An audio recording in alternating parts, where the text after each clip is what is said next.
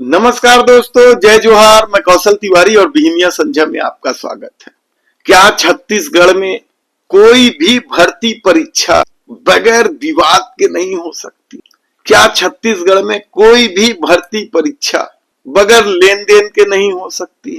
भर्ती परीक्षा को लेकर सरकार किसी की भी रही हो, जिस तरीके से लेन देन की खबरें आते रही है वह बेहद ही चौंकाने वाला है। युवाओं के भविष्य के साथ कैसे खिलवाड़ होता है, किस तरीके से खेल होता है, यह किसी से छिपा नहीं है।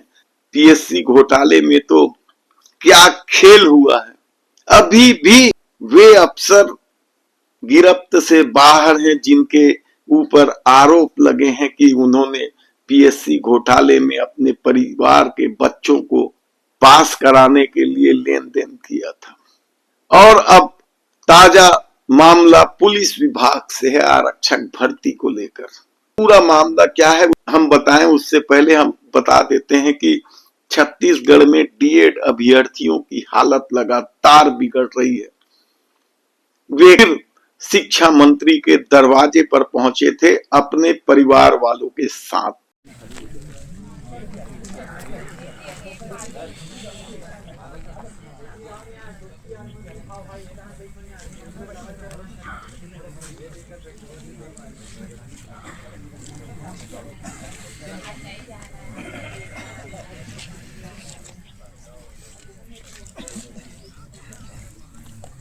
ठीक है।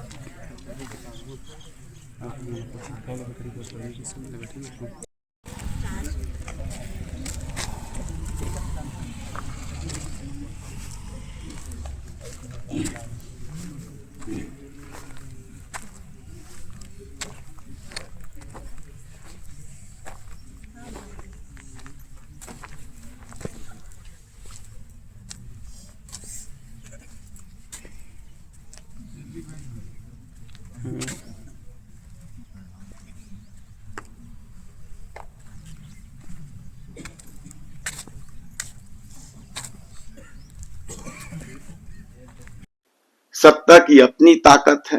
जैसे ही वे पहुंचे मौन प्रदर्शन कर रहे थे, पुलिस ने फिर उन्हें हटा दिया। हालांकि बड़े सामान्य तरीके से हटाया गया। इसकी वजह हो सकती है कि इससे पहले जब बच्चे पहुंचे थे तो उनको पुलिस द्वारा घसीटे जाने का वीडियो वायरल होने के बाद सरकार की तीखी आलोचना हुई थी। तो दूसरी तरफ रसोइया संघ भी आंदोलन कर रहे हैं। दो महिलाओं की मौत का मामला तूल पकड़ने लगा है। कांग्रेस ने इस मुद्दे को हाथों हाथ लिया है। तो दुखद खबर है कि कल जो धरना प्रदर्शन कर रहे हैं डीएड और रसोइया संघ के पदाधिकारी, जिसमें रसोइया संघ के 2 महिलाओं की मौत हुई है, आंदोलन करते करते उसकी जिम्मेदार है कौन?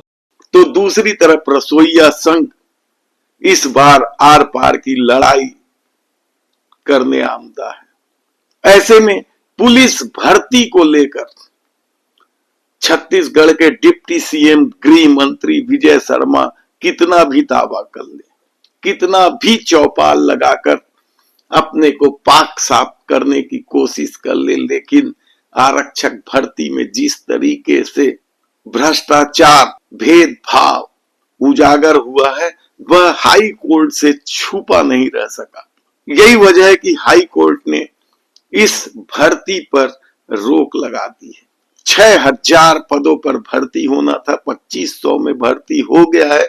3500 बचे थे, उस पर हाई कोर्ट ने रोक लगा दी है। दरअसल यह पूरा मामला बेहद ही हैरान कर देने वाला है, क्योंकि जो टाइम्स टेक्नोलॉजी प्राइवेट लिमिटेड के माध्यम से ये भर्ती की जा रही थी, उसमें न केवल फिजिकल टेस्ट में गड़बड़ी के आरोप लगे बल्कि मेरिट लिस्ट में भी गड़बड़ी किए जाने का मामला सामने आया। अब तक की जो बात सामने आई है उसमें 129 लोगों को अनुचित लाभ देने का मामला है और कहा जाता है इस पूरे खेल में लाखों रुपए का लेन देन हुआ है। हालांकि जैसे ही शिकायत बाहर आई थी। गृह मंत्री विजय शर्मा ने अपना खेल शुरू कर दिया था, अभ्यर्थियों से बातचीत शुरू करके दावा किया था कि वे उनकी समस्या बातचीत करके निपटा लेंगे, लेकिन मामला हाई कोर्ट पहुंच गया और हाई कोर्ट ने इस मामले में स्टे लगा दिया। माननीय जज पीपी साहू ने इस मामले में रोक लगाते हुए कहा कि अगली सुनवाई अब 23 फरवरी को होगी। शासन से जवाब मांगा गया है। जो टाइम्स टेक्नोलॉजी प्राइवेट लिमिटेड है उसे भी जवाब देना पड़ेगा। तब ऐसी परिस्थिति में एक सवाल तो उठता है कि क्या सच में छत्तीसगढ़ में कोई भी परीक्षा बगैर विवाद के नहीं हो सकती, बगैर लेन देन के नहीं हो सकती। क्योंकि याद कीजिए आपकी किस तरीके से पीएससी भर्ती में लेन देन की बात सामने आई थी और सत्ता बदलते ही सीबीआई ने अपनी कार्रवाई शुरू कर दी थी। लेकिन उस कार्रवाई को लेकर भी सवाल इसलिए उठ रहे हैं क्योंकि अभी भी बहुत सारे करीब दर्जन भर लोग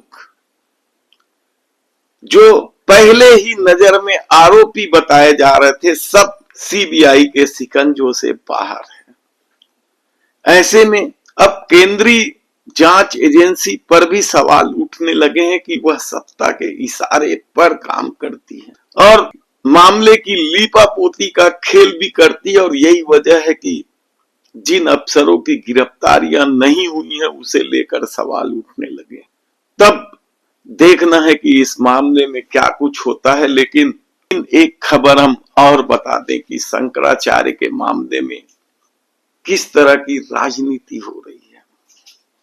यह सर्वविदित है कि शंकराचार्य स्वामी अविमुक्तेश्वरानंद स्वीकार्य है, शिव के अवतार माने जाते हैं शंकराचार्य। और शायद यही वजह है कि जब उनके साथ मौनी अमावस्या को पुलिसिया अत्याचार हुआ, उनके शिष्यों की पिटाई हुई, तो ये मामला तूल पकड़ने लग गया। इस मामले में आश्चर्यजनक रूप से सनातन धर्म के लोगों की चुप्पी या योगी समर्थकों का हमला हैरान कर देने वाला है कि आखिर देश में सनातन धर्म का मतलब क्या है। ये बड़ा सवाल है और ये सवाल इसलिए उठ रहे हैं क्योंकि जिस तरीके से ये माना जा रहा है कि सनातन धर्म या हिंदू वही हैं जो संघ से जुड़े हैं, मोदी के समर्थक हैं, योगी के समर्थक हैं, और जो इनके विरोधी हैं वे हिंदू नहीं हैं। ये सवाल तो पहले दिन से ही उठाए जा रहे थे जब भी देश के प्रधानमंत्री नरेंद्र मोदी की आलोचना होती थी। ऐसे में अविमुक्तेश्वरानंद जी महाराज के साथ जो कुछ हुआ या उनके शिष्यों के साथ जो कुछ हुआ वह उन लोगों के लिए भी चेतावनी है जो आंख बंद करके उस हिंदुत्व का समर्थन करते हैं जो संघ के अभियान में शामिल है। अब सवाल हिंदुत्व का नहीं है, अब तो सवाल ये उठने लगा है कि क्या सचमुच वही लोग हिंदू हैं जो संघ से जुड़े हैं या संघ से विवाद नहीं करते हैं।